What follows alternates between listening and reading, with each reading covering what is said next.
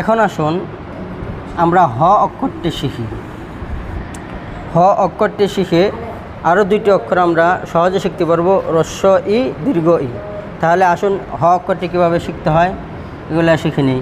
এবার একটা মাত্রা দিয়ে তর প্যাট এঁকে আগে তর প্যাটটা আমরা আঁকবো। আঁকার পর দেখেন এই যে তর প্যাটে হয়ে গেছে। এভাবে যাওয়ার পরে আমরা এভাবে দেখে টান দিই, তাহলে হ্রস্ব ই হয়ে যাবে।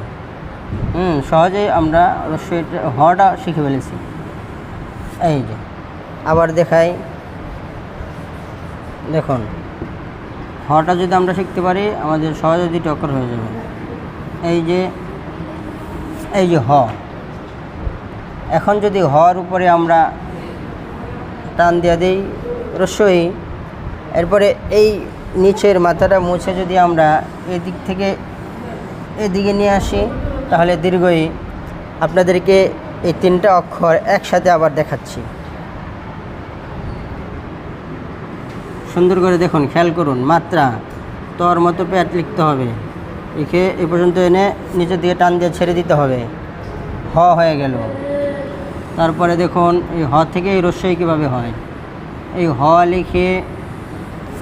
লিখে উপরে একটা টান দেন হ্রস্ব ই। তারপরে হর মতো লিখে প্যাট লিখে আমরা ইচ্ছা করলে দীর্ঘ ই এইভাবে লিখতে পারি, দীর্ঘ ই। ঠিক আছে, এই হচ্ছে আমাদের দীর্ঘ ই, হ হ্রস্ব ই দীর্ঘ ই। হ লিখতে পারলে অবশ্যই আমাদের দ্বারা হ্রস্ব ই দীর্ঘ ই লেখাও সহজ হয়ে যাবে।